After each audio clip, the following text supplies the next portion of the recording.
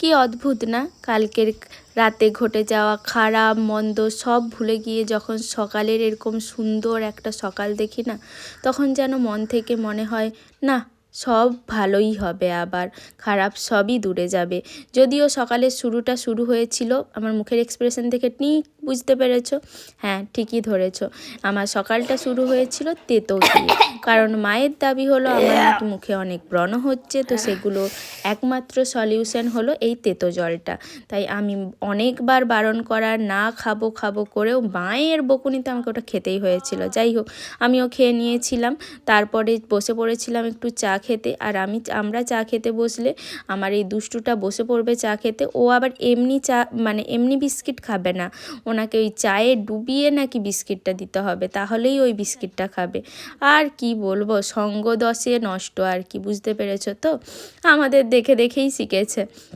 যাই হোক, সবাই মিলে একটু চাটা খাওয়ার পর তারপর ছাদে চলে গিয়েছিলাম তোমাদেরকে এই সুন্দর গাছের ফুলগুলো দেখানোর জন্য।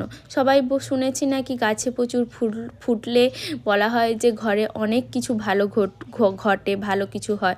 যদিও এই সপ্তাহটা জুড়ে আমার খুব একটা ভালো কিছু ঘটেনি, খুবই খারাপ খারাপ ঘটনা ঘটেছে।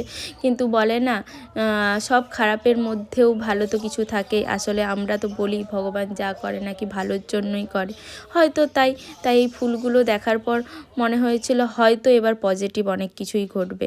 তো যাই হোক, তারপরে এক্সাম পড়ে যাওয়ার জন্য এক্সামের কিছুটা কাজ গুছিয়ে নিচ্ছিলাম, তারপর খাওয়া দাওয়া করে রেডি হয়ে বেরিয়ে পড়েছিলাম এক জায়গায় যাব বলে। আসলে আমার দিদা কিছুদিন ধরে হসপিটালে ভর্তি, তো দিদাকে আজকে ডিসচার্জ করবে, তাই দিদাকে নেওয়ার জন্য আমি মা রেডি হয়ে বেরিয়ে পড়েছিলাম দিদার কাছে যাব বলে হসপিটালে। তো সেখানে গিয়ে আর ভিডিও নেওয়া হয়নি, কারণ খুবই ব্যস্ত ছিলাম। আর সিচুয়েশান আমার মনে হয় না ওরকম সিচুয়েশানে কোনো ভিডিও ক্লিপস নেওয়া উচিত। তারপর চলে এসেছি